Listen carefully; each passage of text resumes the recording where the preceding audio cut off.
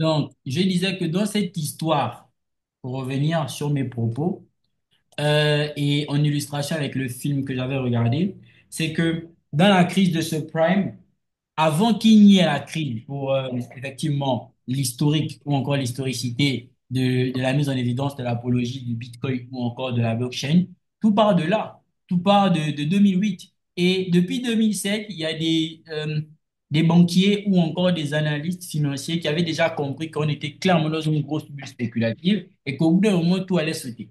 Alors, pour ceux qui ont même regardé l'histoire ou encore les films en rapport avec ça, euh, ce sont les grandes institutions financières telles que la SEC, parce que là-bas encore il y a eu des remaniements, ou encore des grandes banques qui conduisaient effectivement les gens en erreur parce qu'il y avait effectivement de l'enrichissement sur du bullshit, sur du rien de concret.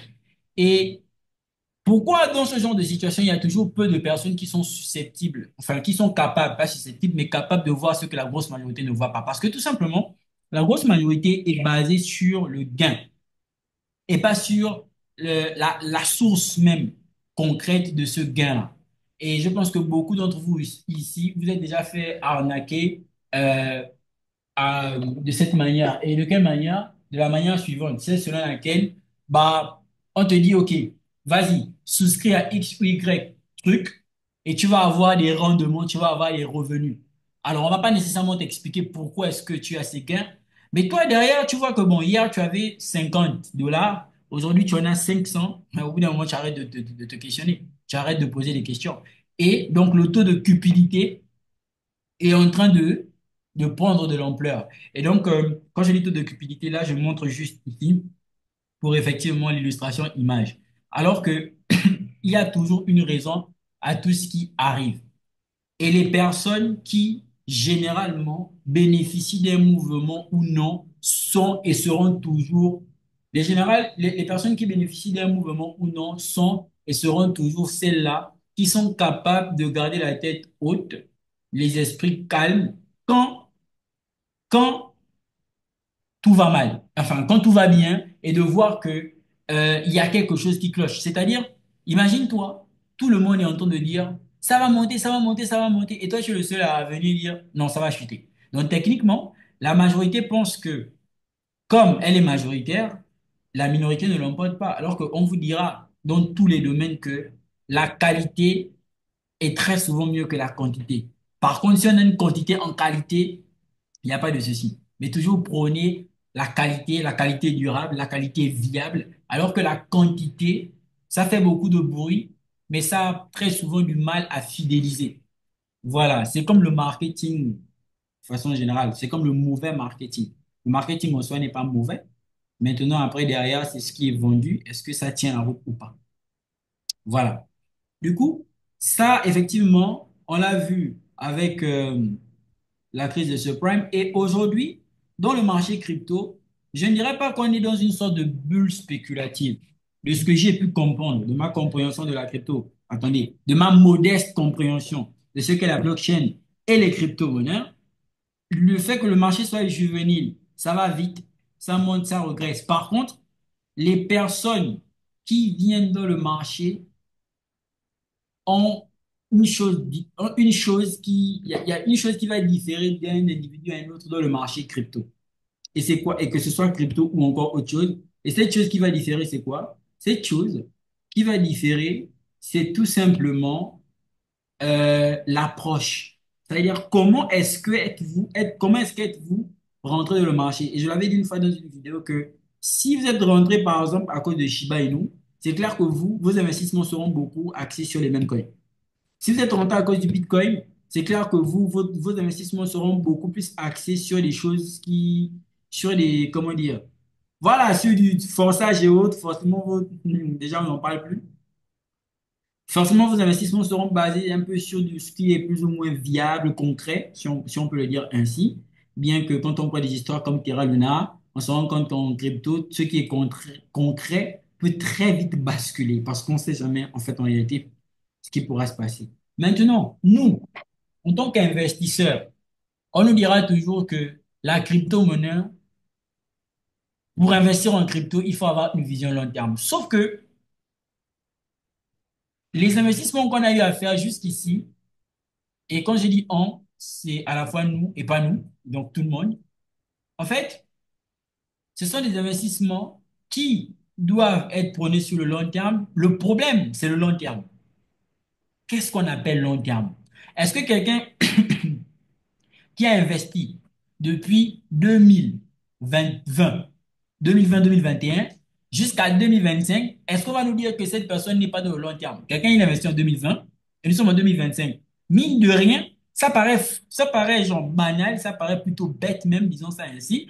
Mais on nous sommes en train de dire ici qu'il y a ça fait 5 bonnes années. Attention, quelqu'un qui investit et ça fait 5 années, tu vas pas venir lui dire que non, la crypto c'est sur le long terme, doucement. Hein, vraiment doucement. Pourquoi? Parce que 5 ans, c'est pas 2 ans. Alors, derrière, c'est vrai que il y a des gars, ils ont investi en 2008, ils se réveillent en 2025, ça fait à peu près 15 ans, non? Plus de 15 ans, quelque chose comme ça.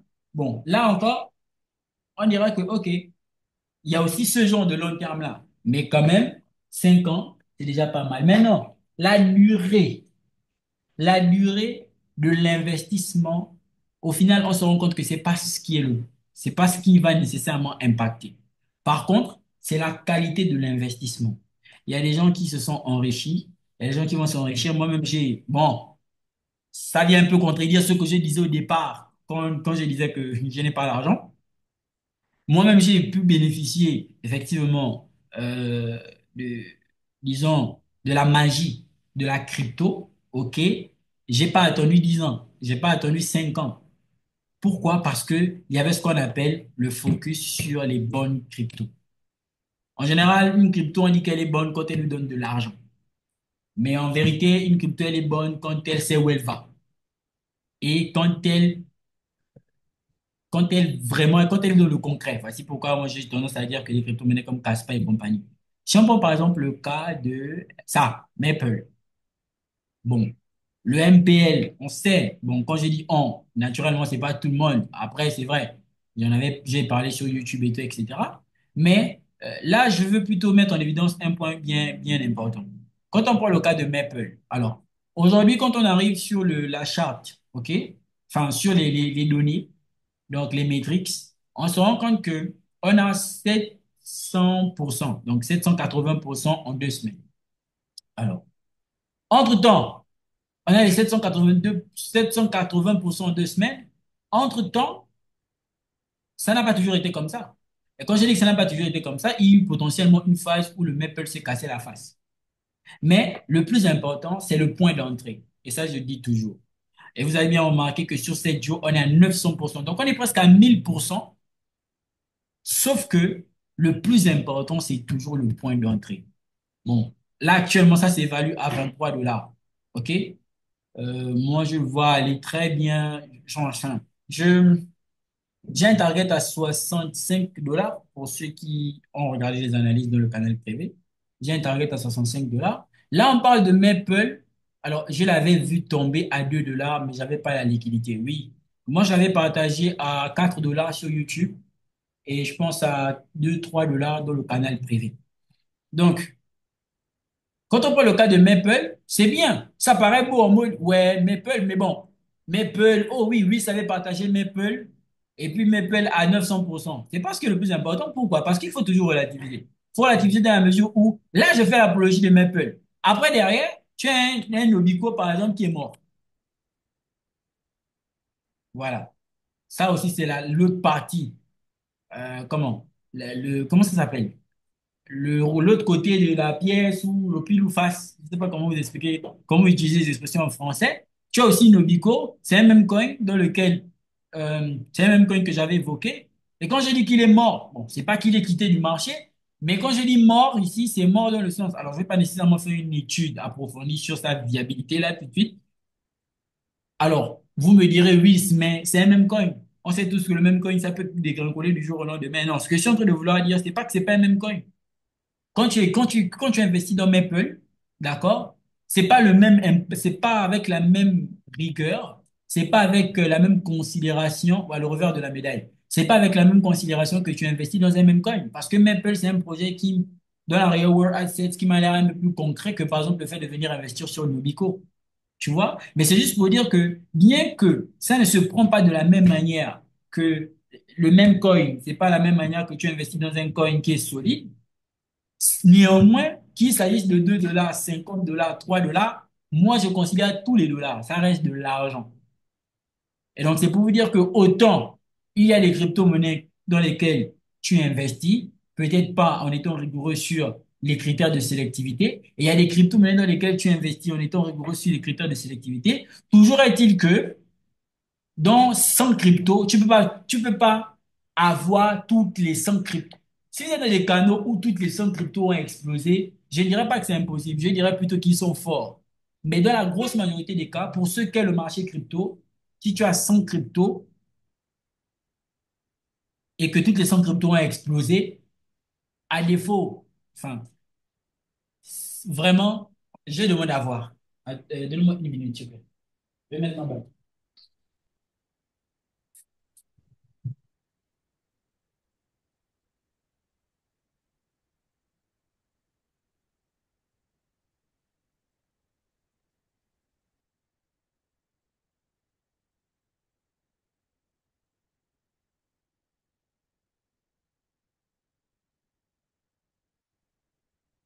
Voilà, donc je disais que c'est pas impossible, mais je demande à voir parce que faut prendre en compte les réalités de marché. Voici pourquoi on dit que, voici pourquoi on dit que, euh, en ce qui concerne euh, les investissements, il faut toujours être objectif. Et le plus important, au-delà d'investir, c'est le suivi. OK? Le plus important au-delà d'investir, c'est le suivi. Pourquoi? Parce qu'il suffira qu'une crypto-monnaie se porte bien pour compenser le reste. Et toutes les crypto-monnaies suivent le cours de Bitcoin. Du coup, quand on parle de suivi et autres, il est important de bien, comme je disais, avoir des points d'entrée bien optimisés. Quand on prend par exemple le cas de notre très cher MPN, alors, on a vu que le point d'entrée intéressant était ici, OK? Point d'entrée intéressant, tout comme ici aussi. Nous, on l'avait pris là. Ensuite, il a vraiment pumpé, hein. Il est parti jusqu'à 38 dollars. Donc, c'est pour vous dire à quel point ça a pu être des bons, enfin, ça peut présenter un bon rendement. Après, on a vu par la suite que il a corrigé. Et actuellement, il se retrouve là à 27 dollars. Et il est sur une très grosse zone, donc un très bon niveau acheteur. Maintenant, le truc est d'être capable de faire la même chose sur des autres projets. Voici pourquoi la chute d'un projet, c'est pas ça le problème, mais c'est tout simplement la raison de la chute. Pourquoi il chute? Est-ce qu'il pourra repartir? Et vous allez donc vous rendre compte que, en ce qui concerne l'investissement dans le marché crypto, et ce que je vous avais aussi dit, c'était que la charte, elle est très importante. Quand tu ne connais pas grand-chose en analyse technique, je dirais pas que tu seras pas un bon investisseur. Tu vas faire du DCA, c'est un DCA que j'appelle DCA mécanique. Parce que, mine de rien, moi, un DCA qui me dit que à chaque fois, et d'ailleurs, je suis contre toutes les théories du DCA qui sont expliquées jusqu'ici sur Internet. Ça, c'est ma responsabilité. Je suis responsable de mes dires. Je suis contre toutes les théories du DCA qui sont expliquées ici sur Internet. Le DCA qui vise seulement à avoir un œil fondamental. Parce que quand tu prends un projet, le projet peut être mort. Tu peux avoir un projet qui est mort. C'est un fait. C'est une réalité. OK? C'est vrai que fondamentalement, tu peux savoir si le projet est mort et tout. C'est un fait aussi, c'est une réalité. Mais la vision que tu as sur un projet, fondamentalement, sur les métriques ici, toi, tout ce que tu sais, c'est que il a pris 43%. Il y a un an, il a perdu 9%. Ici, il a pris 24, en 24 ans, il a perdu 7%. Je pense que c'est limité. Par contre, quand tu as fondamentalement l'apport du projet, sinon l'importance du projet, et que techniquement, tu as une clairvoyance sur les niveaux, tu sais que s'il est en train de chuter, OK? S'il est en train de chuter, c'est parce que, par exemple, il y a une liquidité qui doit venir prendre. S'il est en train de chuter, c'est parce qu'il doit, par exemple, aller réagir dans une zone d'intervention. Mais le problème avec nous, je dis nous, moi avec nous, c'est que quand toi, tu investis 100 dollars sur 1000 dollars sur un projet, une, deux, trois, quand tu investis 1000 dollars sur un projet, le truc, c'est que toi, derrière, tu t'en fous de tout ça, hein. Tu t'en fous maintenant du graphique. Toi, ce qui va t'intéresser, c'est de savoir si demain, est-ce que tes 1000 dollars ne sont pas devenus 300 dollars. Et si c'est devenu 300 dollars, tu rentres dans tous tes états. Tu commences à appeler. Tu commences à appeler le leader, naturellement. Alors que tu aurais pu être, peut-être que tu serais rentré ici, par exemple. Si tu rentres là, c'est un bon point d'entrée. Parce que quand tu rentres ici, tu es en positif quand le prix monte comme ça. Après, il corrige. Quand il corrige, tu te rends compte qu'il vient faire un gros clean de liquidité. Mais toi, derrière, tu vois seulement que Caspa, qui était effectivement à 18 centimes, est actuellement à 0,05. Et là, tu te dis, OK, c'est mort. Caspa est en train de mourir. Parce que mine de rien, quand tu prends ici, de là à là, cette chute, c'est une chute de combien de pourcents? C'est une chute de 71,28%. Tu te rends compte? Et ça s'est fait en 84 jours. Donc, tu as un projet qui, en 84 jours, chute de 70%, donc plus de 50%. À quel moment, si toi, tu n'as pas l'œil sur le graphique, tu te dis que, OK, parce que quand tu arrives ici, tu vois, tu n'as pas l'œil sur le graphique. Donc, quand toi, tu arrives ici, tu te dis que Casper est mort. D'ailleurs, voici ce que tu vois. Tu te dis que, bon, là, c'est mort. Et bon, vous me direz que oui, je sais où le projet part et tout, etc. C'est vrai. Mais si tu dois faire du DCA, revenons donc au fait. Si tu dois faire du DCA, on est d'accord que pendant que c'est en train de chuter comme ça, ici, là, tu achètes, là, tu achètes, là, tu achètes, là, tu achètes, là, tu achètes. Or, techniquement, tu aurais aussi pu comprendre que bon, là, on est clairement sur une liquidité. D'accord? On voit clairement que ça, c'est la liquidité. Et il y a de fortes chances qu'il continue à chuter. Et pourquoi pas venir acheter ici? C'est un bon point d'entrée. D'où l'importance pour moi, l'investisseur complet, c'est l'investisseur qui a aussi une approche technique. On t'a pas demandé d'être un, je sais pas moi, je sais pas qui est le plus grand trader du monde, d'être le plus grand trader du monde dans le sens où tu dois maîtriser tous les termes techniques, mais au moins suivre un graphique tu devrais être à même ou encore capable et à mesure de le faire. Voici pourquoi dans le canal VIP, j'ai instauré la partie formation trading. Peut-être pas pour que tout le monde devienne trader. Il y a ceux qui n'en ont rien à foutre du trading. Il y a ceux qui gagnent très bien leur vie sur le trading. C'est une réalité, c'est un fait. Même si aujourd'hui, sur Internet, on veut nous faire croire. Alors, je ne dis pas que le trading n'est pas important. Le trading est intéressant. On peut gagner beaucoup d'argent. On peut aussi beaucoup en perdre. Mais j'ai dit que tout le monde n'en a pas besoin. Ce n'est pas une nécessité pour tout le monde. Il y a d'autres qui vivent bien, qui ont de l'argent, qui ne veulent, qui sont pas prêts à prendre ce genre de risque-là et qui s'en sortent très bien.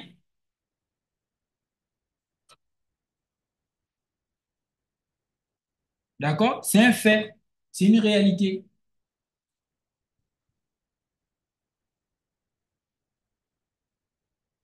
Donc, euh, c'est important d'avoir au moins un œil sur le côté technique pour pouvoir éventuellement évoluer avec le graphe. Entre-temps, en ce qui me concerne, moi, j'ai passé potentiellement un, enfin, des moments très assez mouvementés. Tout ça, j'ai vu. Est-ce que j'ai pas renforcé les positions? Si. Maintenant, derrière, est-ce que j'ai communiqué? Non, pas nécessairement, parce que c'est comme je vous ai dit, j'étais out. Mais il y a toujours le dernier réflexe là qui te permet quand même, même si tu es sonné, d'aller regarder. C'est très important. Aïe. Du coup, voilà quoi. Du coup, maintenant, est-ce que les crypto-monnaies, bien sûr qu'il y a des crypto-monnaies qui se sont sérieusement cassé la face, ce qui sera le travail du VIP là maintenant dans les jours à venir, les semaines à venir, dans la reprise, ce sera de regarder tout ça et de maximiser à nouveau les investissements sur des projets qui sont assez clairs. Parce qu'il faut bien comprendre que quand le marché chute, c'est pas seulement la chute du marché. Quand le marché chute, c'est aussi un moyen de nous dire que c'est aussi un moyen de faire le tri. Et là, on parle du technique, OK? On va maintenant regarder la corrélation qu'il y a entre le technique et le fondamental. On prend par exemple cette zone de ça, de, de Dimen, ou encore zone d'intervention que moi j'avais sélectionnée pour potentiellement un buy. Et moi, je pensais en mode comme ça, OK? Le bail qui devrait nous permettre de, de permettre à ce que les altcoins regagnent de la liquidité, donc de la force, pour pouvoir aller sauter. chercher les niveaux importants, donc les niveaux intéressants. Et pour ceux qui regardent mes dernières vidéos, j'avais parlé d'ici un marché ici dans une expansion terrible de 6 000 milliards de dollars parce que le bull run précédent, on était à 3 000 milliards. Donc moi, j'avais vu au moins 6 000 milliards de dollars. Bon, on voit que depuis, Bitcoin a pris de la valeur. Les altcoins, certains en ont pris, mais on n'a pas connu une certaine euphorie, l'euphorie qu'on a eue au départ quand on a tous découvert le marché crypto, mine de rien. L'explosion du marché crypto en 2021, c'était plus dingue, c'était une dinguerie. Ici, on a eu des réactions, moi j'appelle ça comme ça. On a eu des réactions où au final, le plus important, c'était pas d'attendre un bull run magique, ou ce n'est pas d'attendre un bull run magique, mais de s'attendre à une belle prise de valeur des crypto-monnaies dans lesquelles on investit. Après, quand vous prenez mon cas sur le Caspa, par exemple, je vous avais dit que ce serait pour moi intéressant une prise de profit en ce qui me concerne pour, j'avais parlé de 2030, bien évidemment, avec des estimations visant à ce qu'ils puissent bien prendre de la valeur avant cette date. Mais plus, plus on évolue, on se rend compte que c'est vraiment une histoire de long terme. En fait, on n'a pas vraiment réalisé ce que le long terme impliquait. Par contre, est-ce que dans le long terme, ça veut dire qu'il n'y a pas d'opportunité à court terme de se faire de l'argent? Il y en a, il y aura toujours. Vous pensez que quand on arrive ici, les crypto-monnaies qui prennent des pourcentages et autres, vous pensez que les gens n'en font pas de l'argent? Ou même les crypto-monnaies qui perdent en pourcentage, est-ce que vous pensez que les gens n'en font pas de l'argent? Si. Maintenant, le plus important, c'est la manière. Et cette manière entre maintenant dans ce qu'on appelle l'auto-évaluation. Et quand je dis auto-évaluation, ça veut dire quoi? L'auto-évaluation, ça veut dire qu'est-ce que je savais faire hier et ce que je sais faire aujourd'hui et où en suis-je dans mes différentes compétences. Parce qu'à coup sûr, euh, je le disais dans mes dernières vidéos, il n'y a pas de bull market et il n'y a pas de bear market. Il n'y a pas de comment? Bullshit ou de faux trucs et de vrais trucs. Non, il y a seulement des actifs avec des opportunités. Maintenant, à quel point on les saisit, on les voit d'abord, on les saisit et on en bénéficie bien. Là, c'est ce qui fait toute la différence parce que ça va se jouer à la connaissance. D'où la légendaire phrase, il y a une différence entre ceux qui vont investir et savoir dans quoi ils investissent et ceux qui vont investir et ne pas savoir dans quoi aussi ils ou elles investissent. C'est juste ça. Si on prend mon cas perso, je vous ai déjà montré à plusieurs reprises, de par les analyses, comment est le marché de la crypto, que le Bitcoin, par exemple, que le Bitcoin lui-même a offert des opportunités et surtout durant ces derniers jours, dans son bail, des opportunités qui étaient même, qui vont même au-delà même de peut-être les investissements qu'on a pu faire jusqu'ici. Parce que c'est une dinguerie. OK? Maintenant, la corrélation, disais-je tantôt, c'est que lorsqu'on regarde un peu le côté news crypto, si je prends, je vais venir ici, là. Parce qu'à coup sûr, il y a des news. À coup sûr, il y a des informations qui évoluent.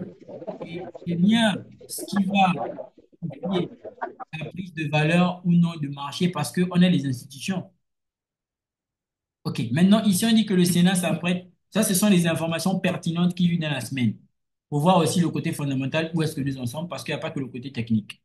Bien que le côté technique, mine de rien, nous permet même d'anticiper les temps de réaction fondamentale, parce qu'on sait que le côté fondamental, dans la grosse majorité des cas, vient seulement propulser le setup. D'où l'importance encore de l'analyse technique. Le Sénat s'apprête à adopter un projet de loi sur les stablecoins. Les règles pour les plateformes d'échange de crypto-monnaies sont plus strictes. Donc, quand on parle de Sénat, là on parle bien le cas des États-Unis d'Amérique, qui s'apprête à adopter effectivement un projet de loi sur les stablecoins. On sait tous que les stablecoins, on sait tous que les stablecoins représentent aujourd'hui. Les stablecoins nous ont permis d'avoir vraiment une certaine avancée dans le marché crypto. Le problème, c'est pas le stablecoin, le problème, c'est la régulation. Et si on parle de régulation sur les crypto-monnaies de plus en plus, ça veut dire ce que ça veut dire. Ça veut dire que il y a quand je dis l'intérêt, ça veut dire qu'il y a, non, pas l'intérêt, mais il y a une attention portée sur les crypto-monnaies. Et ça, c'est important. Au fur et à mesure que on a de l'intérêt sur les crypto-monnaies ou encore de l'attention sur les crypto-monnaies, on est dans un marché qui devient de plus en plus mature, qu'il faut donc encadrer, qu'il faut donc réguler. Alors, les protagonistes ou encore les bitcoins, ceux qui sont vraiment dans la théorie pure de ce qu'est le bitcoin, peuvent soulever pur ou encore de ce qu'est le Bitcoin ou encore de ce que sont les crypto-monnaies peuvent soulever des débats. Quel type de débat? Débat relatif à est-ce que ne sommes-nous pas en train de nous éloigner de l'objectif premier de la crypto? Donc il y a ce sens où il y a un conflit d'intérêt maintenant entre l'idéologie et l'applicabilité. L'idéologie, c'est liberté, freedom, transparence, sécurité, anonymat et compagnie. Et l'applicabilité, c'est régulation, preuve de traçabilité et compagnie, etc. Donc, il y a une sorte de dichotomie entre ce qui évolue et ce qui est fait, tout en sachant que le Bitcoin reste pour l'heure l'actif par excellence qui fait ou encore qui répond à la théorie de base. OK. Alors, comment le projet de loi fiscale pourrait nuire aux aux plus vulnérables d'Amérique? Ça, c'est maintenant entre les détails, etc. Donc, ça, c'est encore une fois de plus ce qui va toucher les stablecoins. Et on sait que si tu prends par exemple la chute d'un stablecoin tel que l'USDT, et je ne sais pas comment on dit, je tape du doigt ou je touche du doigt ou je ne veux pas que ça arrive, c'est compliqué. L'USDT chute du site là, même toi qui penses ne pas avoir tu auras les problèmes. C'est compliqué, ça va potentiellement toucher tout le monde. Et bien évidemment, c'est tout ce qu'on ne veut pas. C'est tout ce qu'on ne veut pas. Maintenant, ici, on prend Galaxy Digital, la société de Mike Novogratz, fait ses débuts au Nasdaq, une semaine exceptionnelle pour les crypto-monnaies. Bien évidemment, bon, j'ai pas trop vu la pertinence de ça. Alors, c'est la société digitale, une société d'investissement en crypto-monnaies spécialisée dans les infrastructures de centres de données d'intelligence artificielle, OK, était coté en bourse de Toronto, mais a commencé à être négocié au Nasdaq vendredi à 23,50 l'action. OK, je vois. Donc, bon, généralement, tout ce qui est relatif aux plateformes, Binance, Coinex, Bingix, nanani, nanana, c'est toujours le trafic. Quand une plateforme va euh, lister un projet, c'est important pour le trafic. Quand j'ai dit le trafic, c'est la popularité. On sait que la force de Shiba Inu, bien que, bien que Elon Musk y est pour beaucoup, euh, bien que Elon Musk, bien que Elon Musk y est pour beaucoup, on sait que c'était surtout en rapport avec quoi? C'était en rapport avec le fait que il y a eu de la cotation. Ça veut dire que c'était listé sur plusieurs plateformes. Et au fur et à mesure, les utilisateurs, quand vous avez une plateforme de 50 millions d'utilisateurs, à l'époque, Binance, 50, 70 millions, qui découvrent un projet, ça prend de l'ampleur. Alors aujourd'hui, c'est vrai qu'il n'y a plus nécessairement cet engouement parce qu'il y a eu un gros filtre et les plateformes ne sont plus aussi ce qu'elles sont. Mais tout ça, c'est l'intérêt. Et on se rend bien compte qu'au final, entre être et ne pas être, il est mieux d'être. Bien évidemment, être sans paraître. Et entre. Alors là, maintenant, c'est une question de. Bon, tu as fatigué les gens parce que c'est aussi ça. C'est-à-dire qu'ils ont l'impression, c'est parce que ils ont fatigué les gens. Moi, en 2021, quand le marché crypto va exploser, il va buy ça s'appelle comment? Son Range Rover ou bien son jet privé, boule run et tout, etc. Et là, tu regardes le truc qui te dit, ah, mais gars, depuis là, ton histoire, là, c'est comment? Et tu peux devenir aigri. Ah, donc, c'est pas. Ce qu'il faut maintenant mettre en évidence et comprendre ici, bah, c'est tout simplement la notion du temps. OK? Et tout le monde ne l'a pas. Si ça avait été aussi facile que ça, après, pourquoi on n'a pas une réaction de marché comme dans les années antérieures? Au final, pourquoi on n'a pas cette réaction? Bah, c'est parce qu'il y a plusieurs facteurs. Avant, je dirais que les gens étaient moins instruits. Aujourd'hui, les gens sont maintenant beaucoup plus instruits sur les crypto-monnaies. Aujourd'hui, les gens savent ce que c'est. Alors, on a assisté avec l'investiture de Trump du pump and dump. sur plusieurs crypto-monnaies. On assistait à une vraie manipulation du marché. Et beaucoup de personnes se disaient, oui, mais comment peut-on encore tomber dans ce genre d'arnaque avec toute la documentation qu'on a aujourd'hui et avec ce que sont les crypto-monnaies? Donc, on comprend que gagner de l'argent, c'est plus maintenant une histoire de mérite. Euh, c'est plus une histoire de mérite que toute autre chose. Gagner de l'argent dans ce marché, avant, c'était plus une question de timing, peut-être de chance aussi, et de hasard et de boule, genre like boom, tu vois. Mais là, tu viens, tu dois aller chercher un marché, tu dois aller chercher une crypto, tu dois y investir, tu dois prendre un risque, et c'est un peu différent. Et aujourd'hui même, les gens n'en parlent plus trop. Parce que là, celui qui ouvre sa bouche pour parler des crypto-monnaies dans le marché, c'est pas quelqu'un qui sort de nulle part. Non, non. Là, maintenant, c'est quelqu'un qui sait de quoi il parle. Parce que le marché nous a tous filtrés. Il a filtré les influenceurs sur YouTube. Il a filtré les cryptos, il a filtré les crypto-monnaies elles-mêmes. Là, maintenant, ça se joue à, tu as dit que c'était la technologie, oui, maintenant assume. Tu vois? Alors, les gagnants du dîner Trump, même coin, se débarrassent de leurs pièces. Alors, Trump là, quand j'ai dit Trump, même coin, c'est le même coin Trump là, hein. Alors, on voit que souvent ça prend de la valeur, souvent ça perd de la valeur. Et on vous dira que quand le projet fait trop de bruit là, il faut tout simplement partir. Enfin, il faut même pas rentrer. OK? Du coup, il faut bien comprendre que plus les gens sont déjà au courant, c'est mort. Moins les gens savent, c'est mieux. Et ça va toujours être la même chose. Donc, moi, je ne vais pas nécessairement revenir sur les actions de Trump. Trump a joué, ou encore, il joue sur la cupidité de plusieurs personnes. Nous, on ne peut se limiter qu'à ce qu'on sait faire.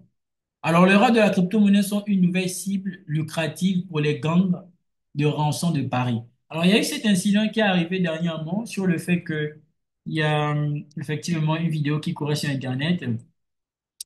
Euh, il y a un monsieur qui était effectivement avec son enfant, sa fille, pour être plus précis, et il a failli se faire enlever, je pense en France, en plein Paris, bien évidemment. Il a essayé de protéger sa fille et il y a un monsieur qui est arrivé pour venir les défendre et autres. C'est en rapport avec les cryptos. Donc, c'est aussi ça. C'est-à-dire que plus on est crypto, on montre qu'on a de l'argent, ou peut-être qu'on ne montre même pas, peut-être qu'on ne peut juste pas se cacher, c'est un fait. Tu prends par exemple un individu comme moi. Si moi je parle de crypto, j'ai tendance à montrer que, ok, d'accord, j'ai des chiffres que je fais et tout, etc. Là, déjà, il y a tout le monde qui cherche à savoir où tu habites. Il y a tout le monde qui cherche à savoir où tu restes, des trucs comme ça. Ça peut être dangereux. Tu vois? D'ailleurs, j'ai croisé à peu près 4 à 5 personnes, pas loin de chez moi. Et la question, c'était un peu, oui, c'est ce qu'on peut venir chez toi et tout, vite fait, on va négocier, et tout, etc. Vous savez ce que ça m'a poussé à faire? Ça m'a poussé à prendre la décision de déménager. Alors, jusque-là, il n'y a pas de gens qui connaissent chez moi, mais même moi, je me sens en danger. Donc, c'est pour vous dire qu'il y a des gens qu'on veut vraiment lever. Et voilà quoi. Il faut toujours prendre soin de vous, faire attention à vous et être prêt à toutes les éventualités. Et quand je dis ça, je transpose ça directement sur la sécurité de vos wallets. Donc, prenez soin de vos wallets.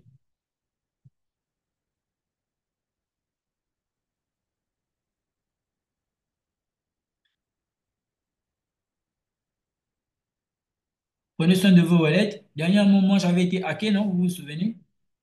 Et,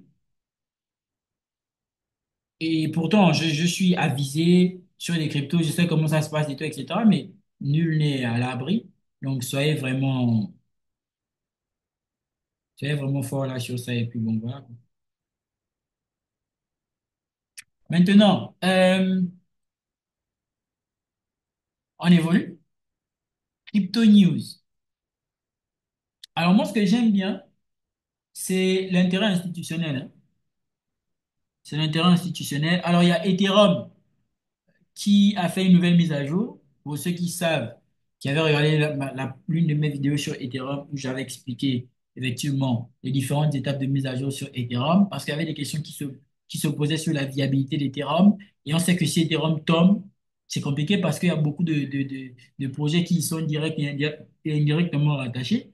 Donc, Ethereum est de retour et plus fort que jamais. Donc, avec sa nouvelle mise à jour, on avait un Ethereum à 2000, presque pas 2300 seulement, 2400. Bon pourcentage et compagnie.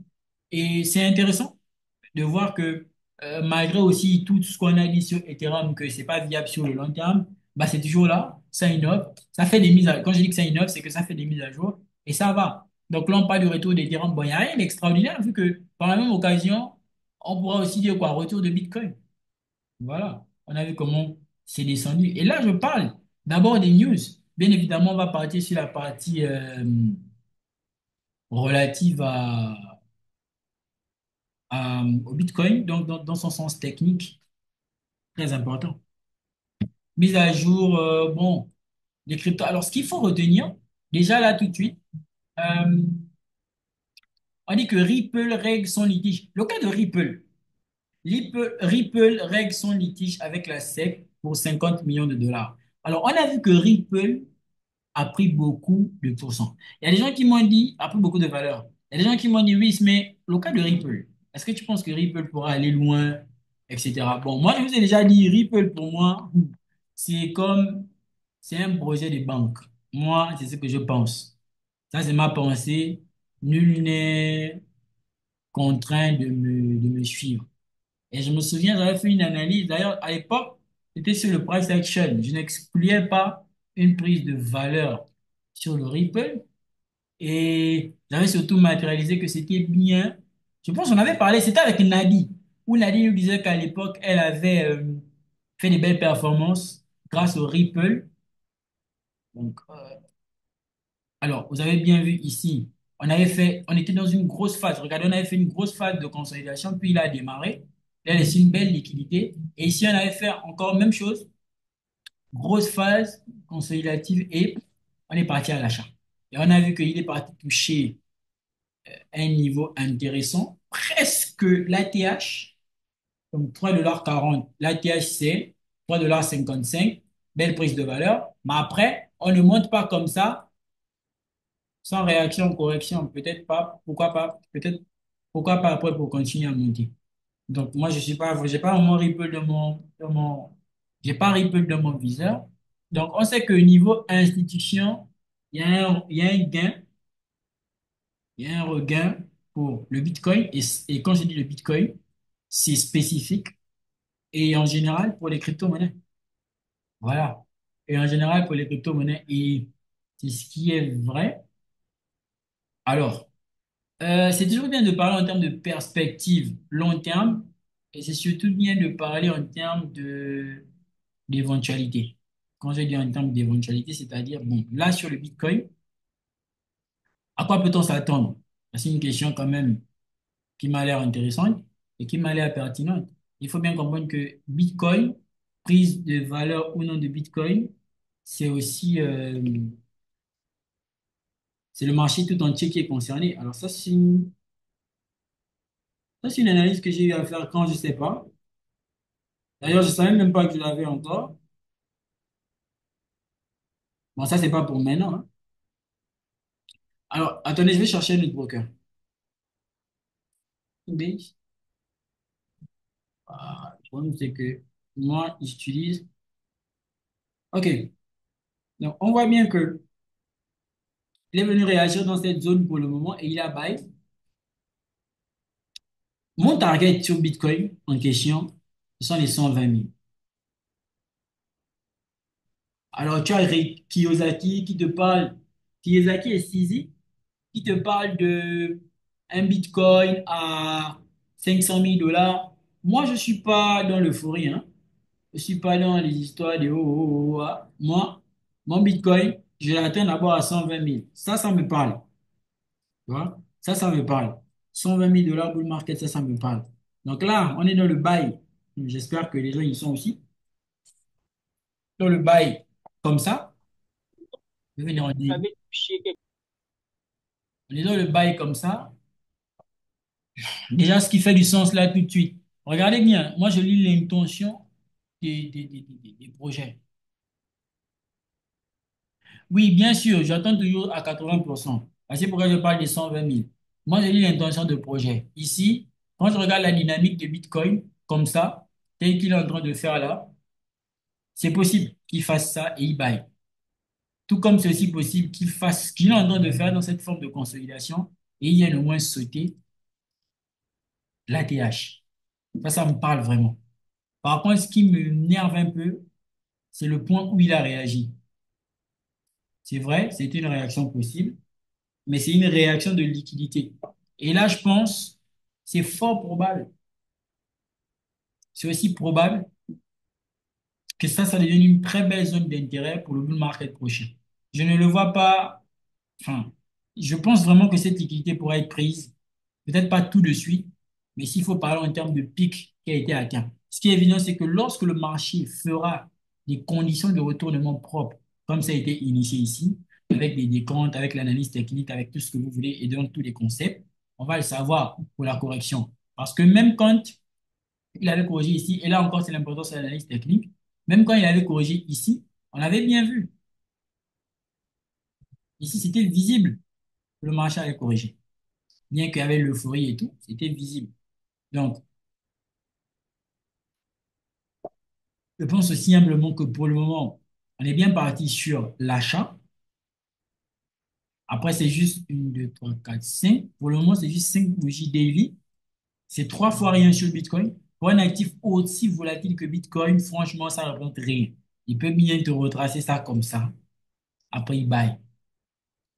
Mais on sait que institutionnellement parlant, actuellement, les institutions n'ont rien à foutre. Non, non, les institutions sont plus le, dans l'achat des cryptos enfin, dans le renforcement sur Bitcoin que toute autre chose. Lorsqu'on a une phase de correction, c'est normal. Cette correction a été faite parce qu'on était trop monté depuis l'investiture de Trump. Il fallait éventuellement bien corriger le mouvement. Donc, euh, c'est ce qu'on a eu. Euh, Voilà. Maintenant, ici tout de suite, je vais pas, ou encore je ne pourrais pas faire le retour sur toutes les crypto-monnaies, etc. Mais ça c'est pour ce qu'on va faire dans les jours à venir, où on devrait renforcer nos positions ou pas. Euh, et puis voilà quoi. Maintenant, il y a quelqu'un qui a dit, apparemment, certains disent que la smart money, c'est basé sur la charte BTC Euro pour introduire le marché de monde mitigé sur BTC. Vous savez, moi, hein, vous savez, moi, hein, je vous promets qu'il n'y a pas plus incrédule que moi, à ma connaissance, dans cette histoire-là. Moi, oh, certains ont fait comment? Certains, certains, moi, je ne crois qu'en mes analyses. Je ne crois qu'en ma vision. Tu vois? Donc, je ne crois qu'en ma vision. Ce qui est évident, c'est que quand j'ai décidé de pas ici, là, hein, il n'y avait pas les certains, hein, et les certains même étaient incertains. Ben, c'est pour vous dire que basez-vous sur vos analyses. Et c'est ça. Quand on prend, nous tous, on a été victimes de ça. On a été victimes du concept de bull market. On a tous été victimes de ça. En mode, le bull market va venir et tout, et tout, et tout. Moi, je me suis rendu compte qu'au final, c'est pas tant le bull market parce que demain, aujourd'hui, tu vois une vidéo qui sort qui te dit nous sommes au bull market sur YouTube. Même les analystes. Demain, les analystes te disent, ah non, finalement, on est en bear market. On est en bear market. Mais finalement, bon, Bitcoin est monté, mais on est douteux, on est sceptique sur le fait que est-ce que la hausse va continuer à apparaître ou diminuer ou descendre. Donc tu vois qu'au bout d'un moment, on est dans une situation, c'est compliqué. Par contre, par contre, si tu te bases sur ce que tu sais, ça veut dire que tu es là, tu te bases sur tes analyses et si tu assumes, forcément, tu vas sortir plus grand que si tu te basais tout le temps à entendre et sur ce que les gens vont dire. Voilà ce que je pense. C'est vraiment ce que je pense. Et tout comme je pense que l'argent dans le marché crypto n'est pas terminé. C'est seulement une question de concentration. Maintenant, après, il faut toujours aller vers de nouvelles perspectives, il faut toujours aller vers de nouveaux horizons. Ça veut dire quoi? Ça veut dire qu'il y a des cryptos. Par exemple, si tu prends, moi j'ai 5 cryptos sur lesquels je fais du DCA. J'ai Caspa. Caspa même, je DCA Caspa plus que Bitcoin. Et parce que la vérité, c'est que je traite plus Bitcoin que de faire du DCA. Je DCA Caspa plus que Bitcoin. J'ai Caspa. Lui, là, il est même. En parlant de lui, j'ai CKB.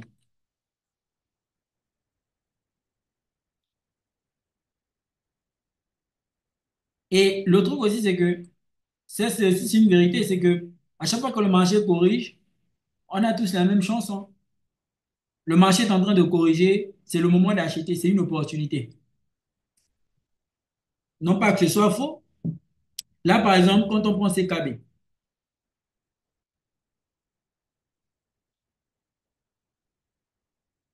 là,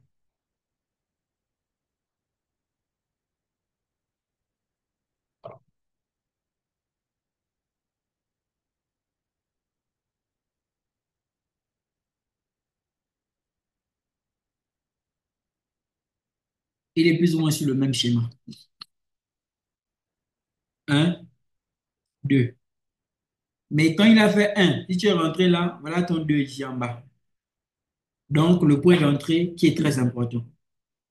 Et d'ailleurs, même le but du canal, du canal privé, ça a été ça. Proposer aux gens un bon point d'entrée, comme avec des projets tels que Turbo et autres. Proposer aux gens un bon point d'entrée. Donc là, si tu me demandes CKB, l'analyse est simple. Bon point d'achat. Mais le problème, c'est la psychologie. Parce que le gars qui a vu CKB ici, même si toi tu en as en parlé là, lui, il le voit ici. C'est, regarde, c'est ça la vérité. Quand je dis le voit ici, beaucoup ne comprendront pas. C'est ça la vérité. La vérité, c'est que on est sur 210 jours pour 1300%. Alors, lui, il va me demander, mais oui, mais c'est qu'on a fait en 210 jours là, 1300%, j'étais où? Il va me demander là où il était. Du coup, lui, quand il arrive, il voit que ça a pris tous ses pourcents, il veut vite bail parce qu'il ne veut pas rater le train. Mais il n'a pas l'œil technique. Il n'a pas l'œil sur le technique. Voilà, c'est KB qui vient de sauter cette liquidité et on entame sa correction. Jusqu'ici. Donc, l'investissement qu'il fait ici est en chute d'à peu près 90%. C'est difficile psychologiquement de lui dire que tu es mal rentré, rentre ici. Pourquoi? Parce qu'en haut là-bas, il avait mis tout son argent. Donc, c'est pour vous dire que c'est pas une question de est-ce qu'il n'y avait pas de la valeur dans le marché. Non. Quand tu prends de 22 janvier 2024 du 22 janvier 2024 au 15 avril 2024, tu avais un CKD qui était haussier. Je ne suis pas en train de te dire que tu avais un marché crypto qui était haussier. Non. Je fais la différence entre saisir une opportunité et l'euphorie de marché. L'euphorie de marché, ça veut dire tout part un peu plus ou moins en couille, permettez l'expression, tout part en vrille, tout le monde est content. Mais la saisine d'opportunité sur une crypto, ça veut dire que le marché soit en hausse ou en baisse, il y a des points d'entrée et des points de sortie sur des crypto-monnaies. Et pour le cas de CKB, voici pourquoi quand si une crypto-monnaie prend de la valeur et que votre portefeuille est au vert, enfin, ne regardez pas le vert du portefeuille, regardez le graphique. Qu'est-ce que le graphique, lui, il nous dit? Qu'est-ce que le graphique, lui, il nous montre? Pour faire quoi au final? Pour voir que là, ici, on est sur un autre bon point d'acheteur. C'est comme si, en fait, il a fait boum, et on est revenu à la case départ, il nous dit, OK, voici un autre point d'entrée. Tu vois? Donc, dans cette histoire, et la phrase, elle est vraiment pure, elle est vraiment vraie. Tu ne peux mettre les pieds que dans ce que tu sais. Parce que sur Internet, on nous dit, investissez dans les crypto-monnaies, le marché aura le bull market. Et là, il y a une différence où on te dit, après on te dit, mais toutes les crypto-monnaies ne vont pas exploser. C'est la seule vérité de tout. La seule vérité, c'est que toutes les crypto-monnaies ne vont pas exploser. Mais après, là aussi, la vérité a été donnée, pas, sans plus de détails. C'est que toutes les crypto-monnaies ne vont pas exploser. Mais voici ce qu'il faut faire pour être dans le trade d'une crypto-monnaie. Et donc, le voici ce qu'il faut faire pour être dans le trade d'une crypto-monnaie. On aura quoi? On aura que les cryptos vont faire comment? On aura que les cryptos vont monter, descendre, mais toi, tu dois savoir sur la crypto-monnaie, à fort potentiel que tu as choisi, dans quel point entrer ou sortir. C'est juste ça. Voici pourquoi, perso, quand j'ai vu lui là, ici, descendre comme ça, c'est-à-dire que si tu rentres ici et que tu n'as pas pris tes profits là-bas, quand il descend comme ça, tu t'attends à ce qu'il remonte. Pourquoi? Parce qu'il fait une création, prise de liquidité, suite à ce qui a été initié ici. Mais il faut suivre le mouvement de Bitcoin. Et quand tu prends d'autres crypto-monnaies telles que... Et je pense que c'est là où le discours sur YouTube est incomplet. Parce on nous dit acheter, mais pas, mais est-ce que c'est le bon moment d'acheter? Oui, les crypto-monnaies sont en rouge, acheter, oui, mais est-ce que c'est pour la crypto-monnaie que tu décides d'acheter le bon moment? Toutes les crypto-monnaies qui sont rouges ne vont pas repartir, c'est un fait. Donc la tâche incombe maintenant sur la crypto-monnaie dans laquelle tu investis, la crypto-monnaie où tu as fait tes analyses. La tâche incombe maintenant dans ce sens où est-ce qu'elle est à un bon niveau acheteur? Je cherche l'analyse que j'ai eu à faire sur le Fetch. C'est sur un broker que j'ai encore perdu, comme à mon habitude. Je ne sais pas c'est lequel.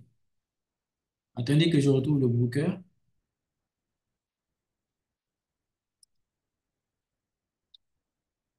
Oh,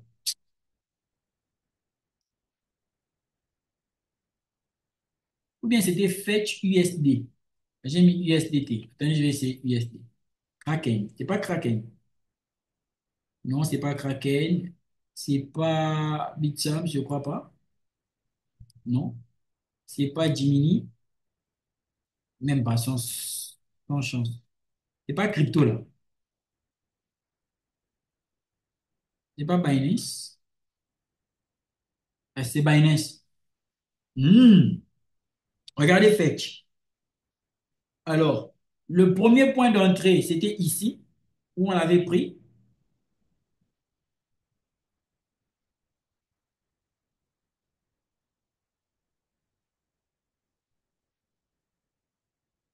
Et quand tu analyses bien une crypto, vire ton YouTuber, tu le dépasses. J'ai pas bien compris. Je vais lire l'autre message après. Donc, on avait un premier point d'entrée sur le fetch ici, à 0,078. Il est parti. Puis, on avait notre second point d'entrée ici, dans le VIP à 21 centimes. Il est venu jusqu'ici, à 3 dollars. Donc, ça veut dire que sur cette performance-là, on était à, on était à, oh, aïe, attendez. La règle ne veut pas sortir. OK. Ici, on était sur une performance de 4000. Non, c'était 133 jours pour 4129%. Il y a d'autres qui me diront, mais ah, faites après tous les pourcentages là, nous on était où? On était là pour 4000%. D'accord? Ensuite, il a initié son mouvement en correction. C'est un BOS, naturellement. Il corrige. Là, il vient de prendre. Alors, je m'attendais à ce qu'il vienne réagir dans cette zone-là. Mais comme vous pouvez le remarquer, et l'analyse est bien devant vous, comme vous pouvez le remarquer, il a cassé, OK, cette zone. C'était une analyse monthly, non? Ou 2 semaines. Voilà, ça tombe même bien que l'analyse a été faite. Voilà. Et vous avez vu, depuis, je n'ai pas mis à jour. Il est venu casser cette zone. Boum. Parce qu'il a considéré ça comme étant une liquidité. Là, maintenant, il est en train d'instaurer un bail. Donc là, il y a un bon point acheteur. Et on sait que tout de suite, Les liquidités qui vont être convoitées vont être celles de 2 dollars. Et donc, d'ici à ce que, c'est-à-dire que même si vous avez raté ici en 2023 cette entrée, là, il y avait une autre entrée le 7 avril. Alors, peut-être même qu'il pourra revenir. Mais on sait déjà que dans l'intervalle dans lequel nous sommes là, nous sommes sur un bon point d'achat sur Fetch. Et là, on avait un bon point de vente. Donc, en fait, même quand tu regardes en termes d'analyse, c'est concret. Maintenant, c'est une histoire de concentration.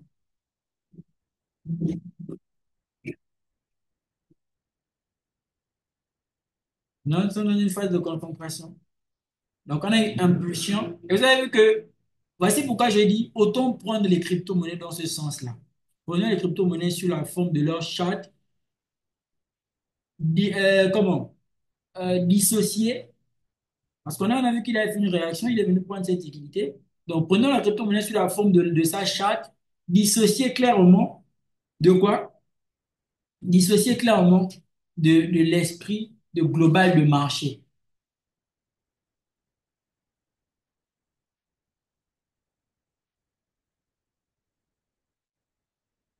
C'est bon? Donc, on prend la crypto-monnaie sous la forme de sa charte, différenciée de cette forme de, de, de, de l'ambiance générale de marché. Parce qu'on va vous dire, oui, le marché en bull market, acheter fait, vous n'êtes pas passé à côté.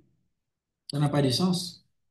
Et si on achète sur le pic, donc là, par exemple, nous sommes sur un bon point acheteur. Ça fait du sens que l'on baille là, pouvoir évoluer avec. Et franchement, pour moi, c'est une version très mature de l'investissement. Et on apprend tous. Et on apprend tous. Donc, les crypto-monnaies, pour ceux qu'elles sont, n'ont jamais menti. Par contre, sur YouTube, on s'est beaucoup menti. Et on s'est fait beaucoup mentir. Donc là, maintenant, le gros travail, c'est qu'il sied de regarder pour chaque catégorie,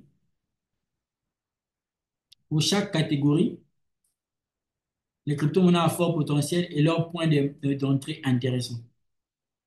Bon, maintenant, est-ce que sur cette partie des cryptos, vous avez des questions?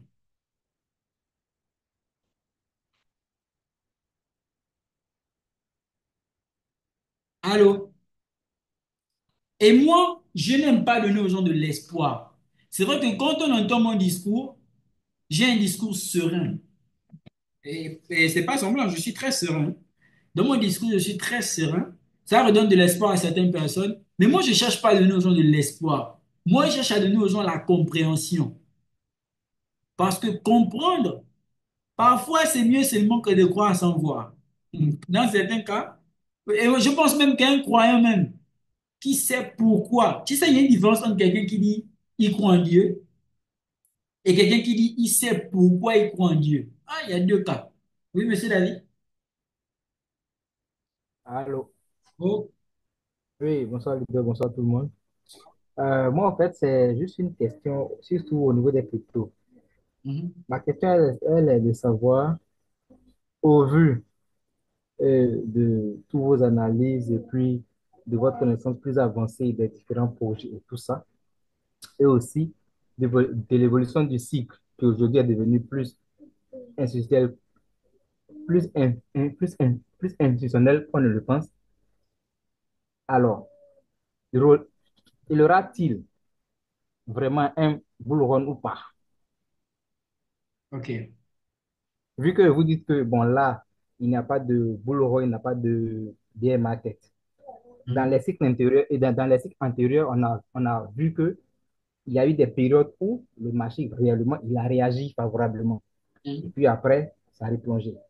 Mhm. Voilà. Est-ce qu'avec l'évolution des choses, vous pensez que ce cycle-là, déjà, moi, je pense que c'est un peu plus long qu'on ne le pense et puis plus essoufflant, mais est-ce que vous pensez que réellement, il y aura un boulot tôt ou tard, peu importe l'explosion du marché? Je vous pose la question, en fait, voilà. Avec tout ce que vous savez en termes de connaissances et puis de voilà. Voilà. C'est un peu ma question. OK, ça marche. Est-ce qu'il y aura-t-il un bull run ou pas à ce cycle? Déjà, pour reprendre à la question, je vais prendre Bitcoin. Si on prend depuis le... Et là, hein, vraiment, c'est une question qui est très intéressante. Quand on prend Bitcoin, attendez,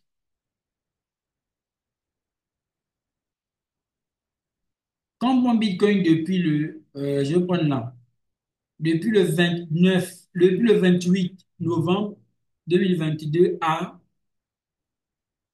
au, au 20 janvier 2025. Quand on prend Bitcoin de cette date, donc de 2022 à 2025, est-ce qu'on a eu un bull run? Est-ce que vous pouvez dire qu'on a eu un bull run sur Bitcoin?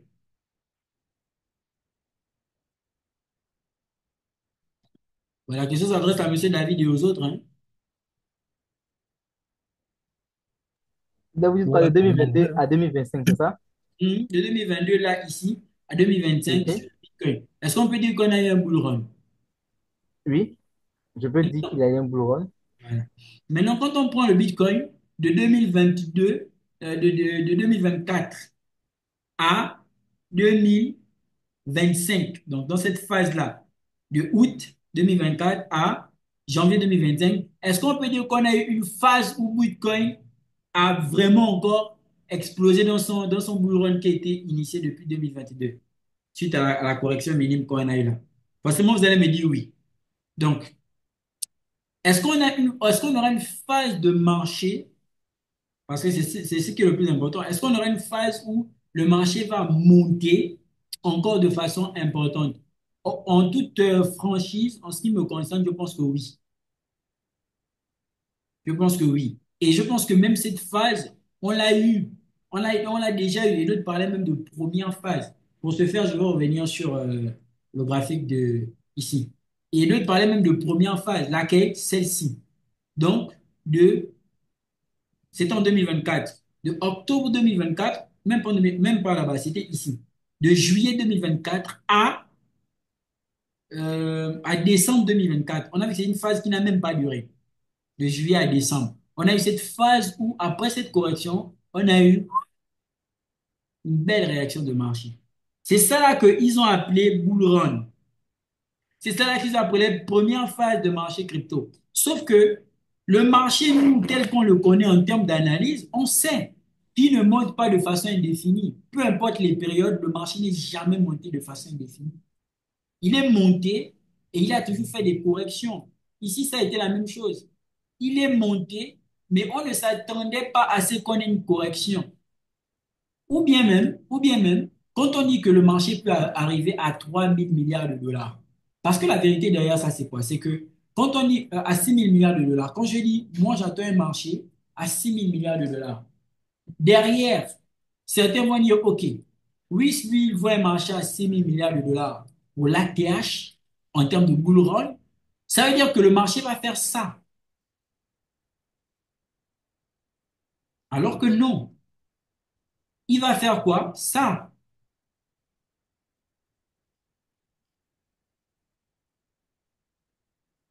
jusqu'à 6 000 milliards de dollars. Ça fait que l'impulsion qu'on a eue pratiquement dans la tranche de, du 4 novembre 2024 au 25 novembre 2024, elle a complètement été corrigée par le mouvement de novembre, par le mouvement de décembre 2024 jusqu'au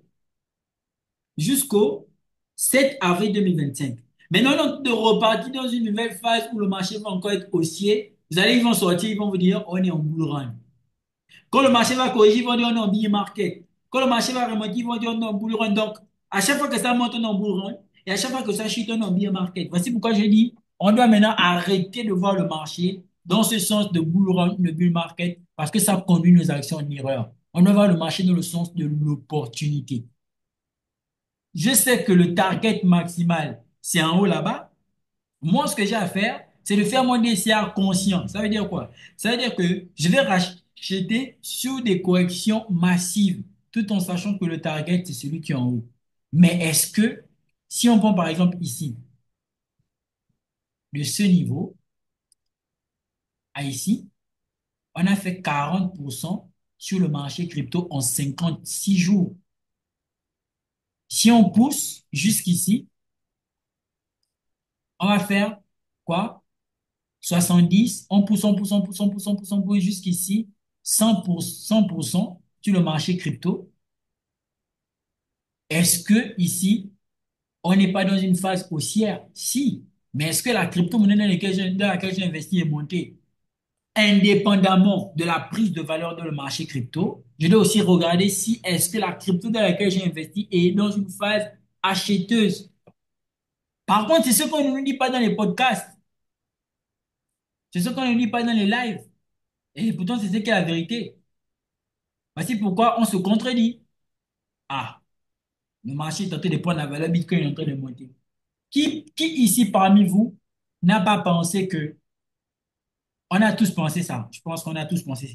Quand Trump a été machin, ici, on a vu que le marché a pris de la valeur vers le 7 octobre avec les élections présidentielles américaines. Alors que lui, il avait déjà commencé son mouvement en bail ici depuis août, sur le breaker qui est là, depuis août. Et si vous vous souvenez même, j'avais pas confiance à cette zone, je vous disais que non, il va casser pour venir ici.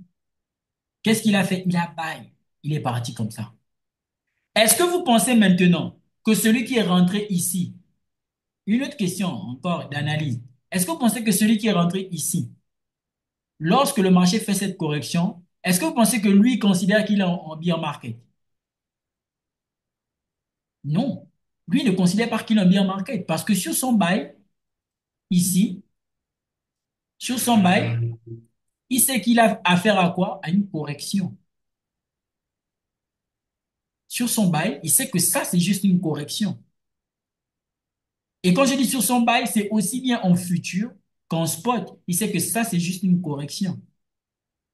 Donc, pendant que lui, ici, qui a parlé de bull run, a bail, et que ici vient parler de bear market, alors que ce n'est qu'une correction, celui qui est rentré là aussi, il continue seulement son bail. Il est même venu renforcer ici. Celui qui est rentré en bas là, il est venu renforcer ici. Donc, le voilà maintenant, il peut se dire, bon, il va maintenant atteindre les 120 000 dollars. Il va maintenant, par exemple, aller chercher à targeter les 120 000 dollars. Il n'a jamais connu le bear market. C'est un mythe, c'est une utopie, c'est une illusion. C'est ça la vérité. Celui qui est rentré ici sur le Bitcoin, il n'a jamais connu le bear market. Il ne sait même pas ce que c'est. Celui qui est rentré là sur le Bitcoin, par exemple, en 2021, oh, c'est quelle année même? Ah, ça c'est quelle année? 2020. Voilà. Celui qui est rentré ici en 2023, il n'a jamais connu, il ne sait même pas. En fait, quand les gens parlent de bear market, il ne sait même pas de quoi il s'agit. Mais le fait d'être rentré ici sur le Bitcoin en 2023, regardez bien maintenant la nuance, où est-ce que j'ai envie d'en venir? C'est le Bitcoin qui a fait de 2023 à 2025 haussier. Bitcoin n'a jamais été baissier. Mais si je prends un autre actif dans la même période, je prends un autre actif dans la même période, on n'aura pas la même analyse. On n'aura pas la même analyse. Regardez, si je prends, on a dit que c'était 2023, non? Regardez, 2022, 2023. Si je prends CKB de 2023 à actuellement 2025, c'est comme si rien ne s'était passé. Il n'est pas haussier. Donc, c'est pour vous dire que c'est pas parce que Bitcoin, lui, il est en train de prendre la valeur que ça sous-entend que les autres actifs aussi prennent de la valeur. Donc, ce qu'il y a lieu de faire, c'est quoi? C'est d'investir dans chaque actif, indépendamment même de ce que les gens appellent bull run dans le marché crypto. Parce que toutes les cryptos n'ont pas les mêmes points d'entrée et n'ont pas les mêmes points de target. Si on avait investi comme ça, ou bien si sur Internet on nous avait dit ça comme ça, peu sont les pertes. On n'allait jamais parler de bear market. Ça n'allait même pas exister. Et même, j'ai envie de dire, c'est ça la vérité derrière le bear market. C'est ça la vérité derrière l'investissement crypto. Et voici pourquoi, au bout d'un moment, je vous ai dit, celui qui est rentré ici sur le Bitcoin et il est en train de target là, s'il a pris le risque qu'il faut, il n'a rien à en vouloir dans toutes les crypto-monnaies qu'il a déjà investies. parce qu'il a pris le risque qu'il faut. Et on avait rebacktesté tout ça dans le canal privé, si vous vous souvenez bien. On a rebaptisé tous les points d'entrée là parce que je sais que ce n'est que circonstanciel. C'est-à-dire que le marché donnera encore potentiellement un autre point d'entrée, mais celui qui est rentré là, il n'a pas les mêmes problèmes. Il n'a même aucun problème. Il n'a jamais connu le bear market. Le bear market n'a jamais existé. Par contre, il n'y avait que des opportunités qui nous ont permis d'acheter. Mais on ne peut pas avoir le même point de vue sur d'autres crypto-monnaies. Parce que des crypto-monnaies qui avaient des points d'entrée, c'est parti à l'achat et le prix a corrigé jusqu'à ces mêmes niveaux de points d'entrée là.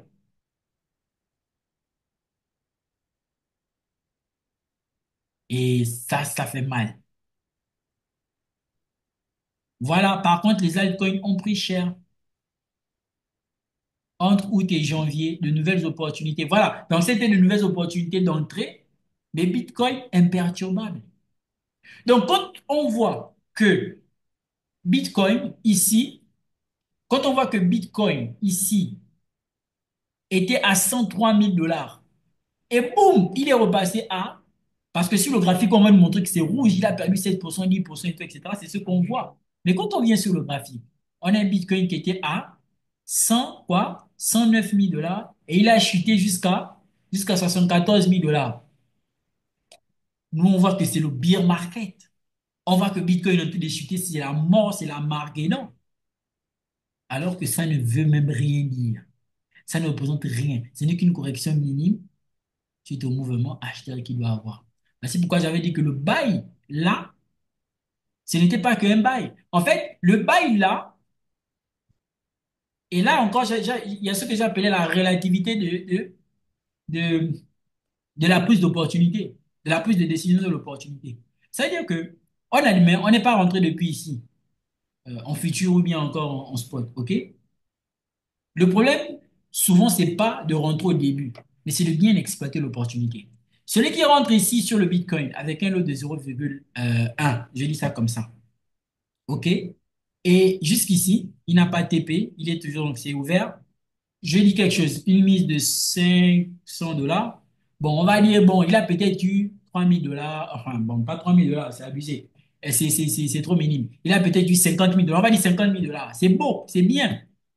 Mais le plus important, c'est pas toujours d'être rentré au début, mais c'est d'avoir saisi l'opportunité à la prochaine entrée. Admettons, un autre individu arrive ici,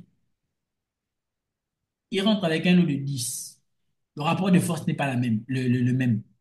Il est rentré avec un lot de 10. Et comme si ça ne suffisait pas, c'est un gourmand comme Damba. Donc lui, qu'est-ce qu'il va faire?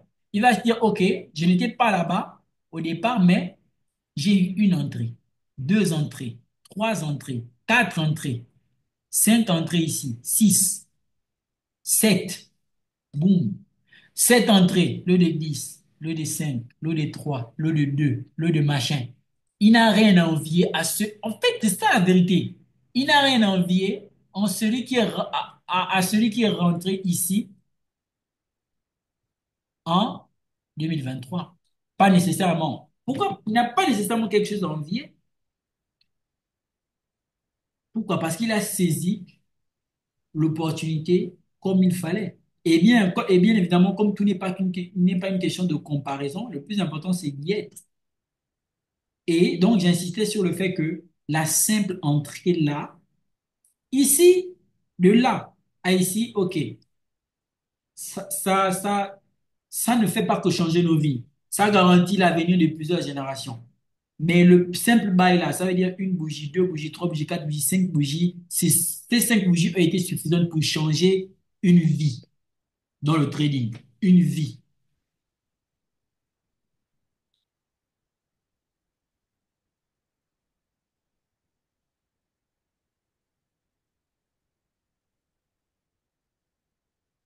Je vais un M15. Monsieur Modou Sam a posé la question pour vos analyses techniques. On peut établir, j'ai pas compris, attends, ça c'est une autre question. Il enchaîne les questions là-bas. Pour vos analyses techniques, vous descendez souvent au time frame inférieur à M15. Venez dans le VIP. Venez dans le canal privé. On a tué le temps sur ça, sur la partie structure des marchés. Macro, micro, Je suis, sur la partie micro. je suis dans le VIP. Je suis dans le VIP. Non, ça veut dire que vous n'avez Mais je pas. parlais pour les cryptos. pour les cryptos aussi, si c'est la même chose. Est-ce que Ah si non, vous non, non, descendez, je reste en LTF. C'est 20 euros. d'accord, d'accord. Oui, monsieur David. Donc, en fait, vous voyez pourquoi est-ce que j'ai posé la question? C'est un peu la même chose quand vous dites là. Ça veut dire que, en termes de crypto-monnaies, par exemple, au niveau des cycles, ce que moi j'ai dû retenir déjà, parce que moi c'est mon premier cycle et tout ça, ce que j'ai appris aussi comme leçon. Tout à l'heure, il y a quelqu'un qui a dit que, à part- n'oublions pas que les crypto-monnaies ont explosé, si vous voulez, pour une première phase avant le mois de janvier. Vous voyez, octobre, novembre par là. Et là, vous voyez que pour les différents points d'entrée avec les différentes crypto-monnaies qui ont été partagées, si vous voulez, dans le VIP, par-ci, par-là, et tout ça, pour tous ceux qui ont pris des crypto-monnaies qui ne savent pas réellement où on se trouve en ce moment, je parie que si 100% ou bien si 10 personnes, au moins 9,5 sont toujours au rouge. Vous voyez un peu, parce que si tu rentres un peu plus haut, et que là, en ce moment, on a vu que le marché a fait une purge carrément avant de, en ce moment, essayer de répartir la hausse. Alors, la question est de savoir, est-ce que même cette hausse qu'on est en train de faire au niveau des actes en dehors de Bitcoin et puis d'Ethereum, on comprend aisément que déjà, tant qu'on n'atteint pas ton point d'entrée, qui sera un peu plus haut que la normale, par exemple, vous voyez on est toujours au rouge, au fait. Par contre, par exemple, ce que j'ai tiré comme leçon, ça veut dire que lors de la première, si vous voulez, comme on appelle, pré-bull run, ou bien le premier mouvement qui a eu lieu, quelqu'un qui avait compris, bien qui avait tiré cette leçon-là, qui avait Mhm. même nettoyé son portefeuille en vendant tout et qui prenait ses, comment on appelle ça, Il aurait été son bénéfice, par exemple. Voilà, son bénéfice. En ce moment-là, même là où le marché avait chuté, s'il rentrait encore, cette personne-là est moins stressée, a moins de pression parce que là, il est encore entré au bon moment. Si le marché ne part pas, bon, tant mieux, vous voyez un peu. Mais en bien ce sûr. moment-là, il faut avoir déjà le moral pour dire que je vais renforcer mes positions pour atteindre, pour pouvoir couvrir Voilà. ton point d'entrée déjà. Ton point Et, d'entrée. et maintenant, même quand tu fais ça, il faut espérer maintenant que le marché réparte.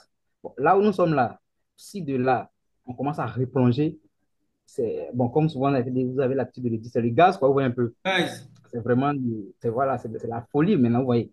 Pourtant, c'est un fait sérieux, c'est un fait qui est un peu là, en fait. c'est Et ça. là, parce que en dehors de l'analyse technique, en dehors de tout, il faut maîtriser un peu le cycle.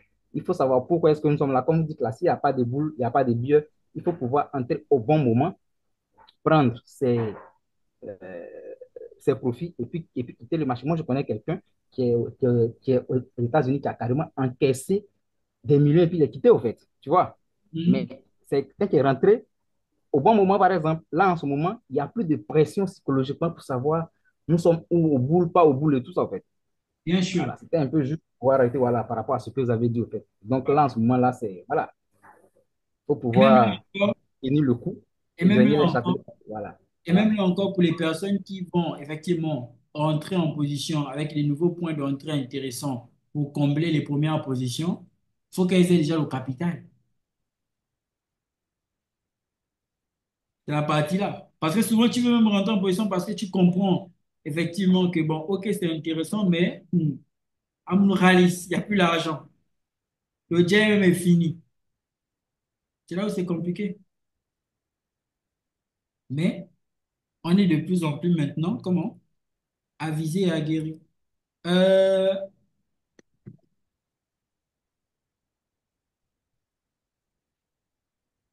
il n'y en a pas pour les bénéfices, on a retenu la leçon, en tout cas. Alors, il a dit, on n'a pas, ok. Coach, est-ce que vous pouvez nous envoyer le PDF de Marc Douglas, Trader dans la zone? J'ai ça, mais c'est dans Trader dans la zone. J'ai ça, mais c'est, je pense que c'est dans le groupe de formation. C'est dans le académie. Euh, donc, voici pour la première partie relative aux cryptos. Donc là, on est, je pense, pour les crypto-monnaies dans des phases assez intéressantes. D'où la nécessité de bien repartir dans le sens du travail. Voilà. Bon, tout à l'heure, j'étais en train de faire un peu plus ou moins j'ai pas fini. J'attendais finir le live, de faire le tri dans le canal. On était à peu près 420 personnes, hein. Voici pourquoi je veux republier le live sur YouTube pour que certains puissent voir. Bon, là, quand je fais le truc, nous sommes à peu près à 345. Je sais que beaucoup vont encore sauter parce qu'il y a beaucoup qui sont pas à jour. Et c'est normal.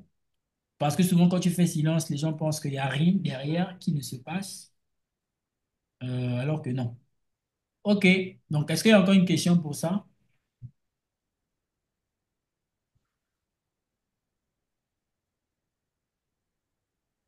Bon, je pense que pour ça, pour la partie relative au crypto, c'est bon. Donc, coach, Oui. merci bien pour toutes ces explications. Mhm. Bon, on vient de voir deux opportunités, Où c'est? CKB et FTEC et bon, ce que j'ai retenu, il y a, ce qu'il y a Caspar et autres. Euh, je pense que c'est les opportunités à saisir, au fait, en réalité. Mais bon, ça demande beaucoup de patience. Et vous nous expliquez tout à l'heure qu'il n'y a aucune logique entre bon, le Bitcoin n'a pas forcément une influence sur toutes les cryptos, et que on doit s'en tenir à ce qu'on voit. Mais bon, souvent, quand on remarque aussi quand le Bitcoin descend, tout, la plupart des cryptos, là, il n'y a vu que la Chine, comme ça, toutes les cryptos, carrément, hein, chute. Hein. Ouais, et vraiment, bon, c'est pas là, ça cause ça que bon, ça me fait flipper un peu, quoi. Sinon, En à part fait, quand le ça, Bitcoin chute, les cryptos réagissent. C'est mieux de prendre ça comme ça.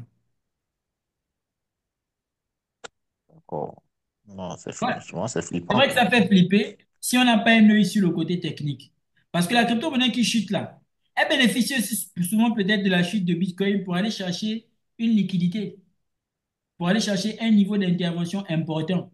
Donc, si par exemple on est focus que sur Bitcoin et compagnie, on ne peut pas ne pas nécessairement voir exactement ça. Hmm.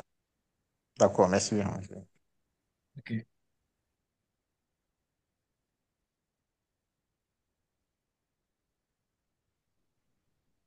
Ok, autre question.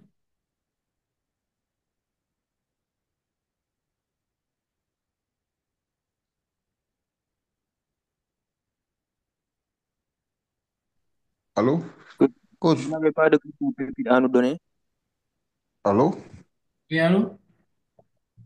Oui, coach, parlant de sécurité, vous avez dit que vous vous êtes fait arnaquer malgré toutes les mesures Là-bas, c'était mon préventives que vous karma. avez. Là-bas, c'était une autre histoire. Là-bas, c'était mon karma, ça c'est sûr.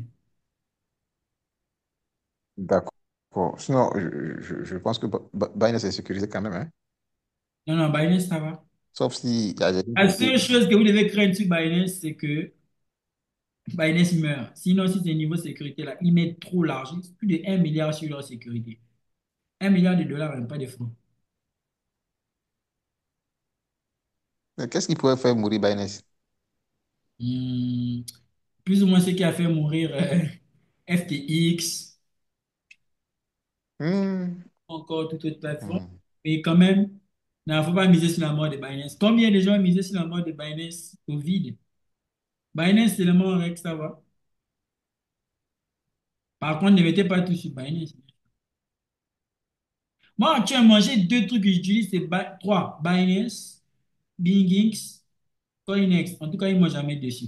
Et je sais que BingX, Binance, CoinEx ont déjà subi des hacks et les plateformes n'ont pas tombé. Donc, quand même, ne sont pas tombées. Donc, j'ai quand même plus confiance en elles. Par contre, il y a des plateformes là. Et c'est quand ça tombe seulement que tu sais que c'était pas bon.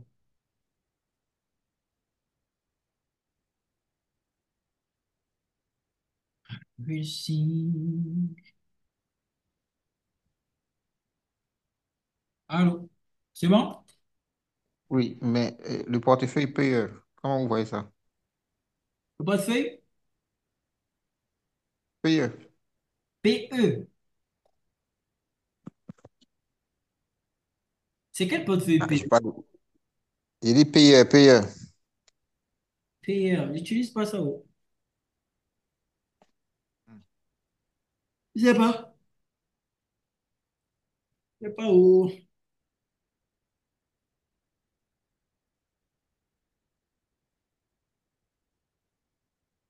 Ok, autre question. Mine de rien, il est 23 heures, hein, les gars. On va clôturer avec la partie Ok, donc crypto. j'ai une question. J'ai une question, coach. Oui. Bonsoir déjà et merci pour toutes ces explications. Bonsoir, merci.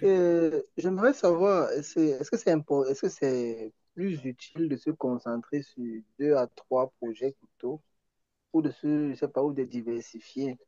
Parce que par moment, tu peux diversifier et puis ça, tu rates peut-être une très bonne opportunité dans un projet. Et tu peux peut-être faire un swing trading, genre peut-être sur 2 mois, 3 mois, et ça change vraiment ta vie. Par contre, quand tu es axé sur beaucoup de projets, en fait, ça dilue d'abord ton capital que tu vas mettre sur les projets si tu n'as pas assez de capital déjà à la base. Et puis, même pour suivre les positions, ça peut aussi te perturber. Quelle est ta stratégie? Qu'est-ce que tu conseilles justement qu'on puisse faire à ce niveau-là? Merci. Bon, vous pouvez vous concentrer.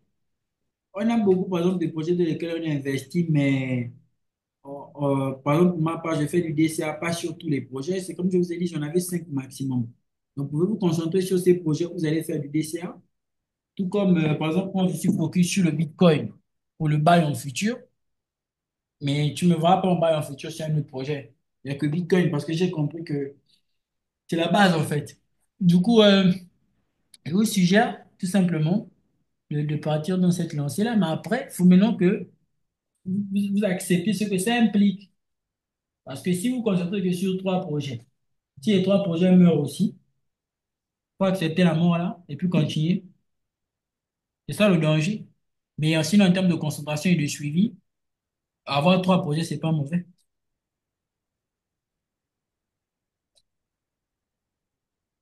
C'est bon? Ok, ok, c'est bon, merci. Merci.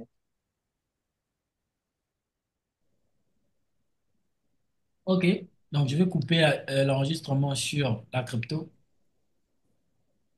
Et couper l'enregistrement sur la crypto, il coupe le partage.